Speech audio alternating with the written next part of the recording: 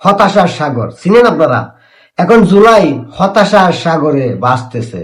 জুলাই চেতনা হতাশার সাগরে ডুবে গেছে। জুলাই বিপ্লব হতাশার সাগরে হাবুডাবু খাচ্ছে। হতাশ সবাই, সবাই হতাশ হয়ে ভয়ে থরথর করে কাঁপতেছে। কারণ ডিসেম্বরে বঙ্গবন্ধুর কন্যা জননেত্রী শেখ হাসিনা বাংলাদেশে ঢুকবে। আর সেই সময় শেখ হাসিনার সঙ্গে 12 লক্ষ নেতা কর্মী আত্মসমর্পণ করবে।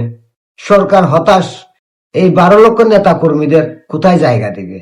আর ভয়ে আছে জুলাই চেতনাদারে, জুলাই বিপ্লবী, জুলাই জঙ্গি, জুলাই সন্ত্রাসীরা। কারণ শেখ হাসিনা ডিসেম্বরে ঢুকবে। শেখ হাসিনা ঢুকার পর তাদের কি হবে, এটা নিয়ে তারা সবাই হতাশ।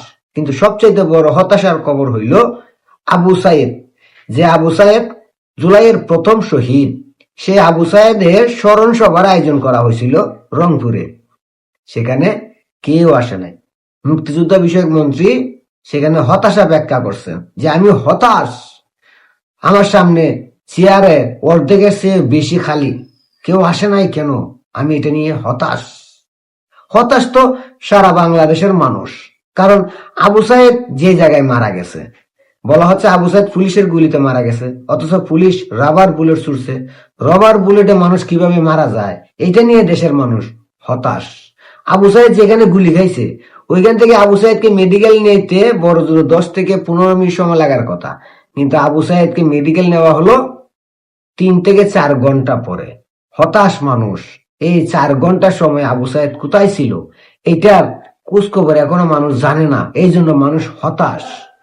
আবু সাইদের ময়নাতদন্ত বলতেছে আবু সাইদ মারা গেছে মাথায় ইনজুরি নিয়ে, কিন্তু জুলাই বিপ্লবীরা বলতেছে আবু সাইদ মারা গেছে পুলিশের গুলিতে। এই হতাশা মানুষের মধ্যে। আবু সাইদের বাবার মুখের বয়ান হচ্ছে আমার ছেলের মাথার পিছনে বিশাল বড় একটা গর্ত ছিল, আমি দেখছি। অথচ জুলাই বিপ্লবীরা বলে আবু সাইদ মারা গেছে পুলিশের গুলিতে। আর ময়নাতদন্ত বলে পুলিশ যে গুলি চালাইছে সেগুলো রাবার বুলেট, রাবার বুলেটে মানুষ মারা যায় না। এই যে হতাশা, কেন জুলাই, কেন আজকে হতাশার সাগরে বাঁচতেছে? কেন আবু সাইদের স্মরণ সভায় জুলাই বিপ্লবীরা যায় নাই, জুলাই যোদ্ধারা যায় নাই, সাধারণ মানুষ যায় নাই? কেন মুক্তিযোদ্ধা মন্ত্রী আবু সাইদের স্মরণ সভায় গিয়ে হতাশ?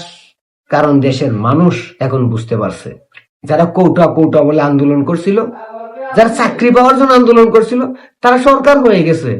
সাধারণ শিক্ষার্থীরা বুঝতে পারছে তাদেরকে কৌটার নামে আন্দোলন নামাইয়া বেকুব বানানো হয়েছিল। সাধারণ মানুষ বুঝতে পারছে আমেরিকার ডিপ স্টেটের টাকা খাইয়া আন্দোলন ঘটানো হয়েছিল। এই জন্য সবাই হতাশ, কারণ সত্য সত্য হিসেবে প্রমাণিত হচ্ছে। এই জন্য সবাই হতাশ। আবু সাইদকে 2 বছরের মাথায় মানুষ ভুলে গেছে, এইটার জন্য জুলাই সন্ত্রাসীরা হতাশ, রাজাকাররা হতাশ যে আবু সাইদকে ব্যবহার করে আজকে টুকাই থেকে কোটি কোটি টাকার মালিক হইল এনসিপির নেতারা। এইটার জন্য সাধারণ মানুষ হতাশ। কিভাবে 1 বছরে 2 বছরে হাজার কোটি টাকার মালিক হয়ে যায়, এটা জানার জন্য দেশের মানুষ হতাশ। আর তাই হতাশার সাগরে বেসে গেছে জুলাই, জুলাই চেতনা, জুলাই বিপ্লব, জুলাই আন্দোলন, জুলাই মেটিকুলাস ডিজাইন, সবই হতাশার সাগরে ভেসে গেছে। কারণ সত্য সামনে আসতে শুরু করছে। মেটিকুলাস ডিজাইন করে এই দেশকে ধ্বংস করে দেওয়া হয়েছে, এটার জন্য মানুষ হতাশ। আজ দেশের মানুষের কাছে একটাই প্রশ্ন, জুলাই কেন হয়েছিল? কোটার জন্য নাকি বিপ্লবীরা হাজার কোটি টাকার মালিক হওয়ার জন্য? আজ দেশের মানুষের কাছে একটাই প্রশ্ন, জুলাই কেন হয়েছিল?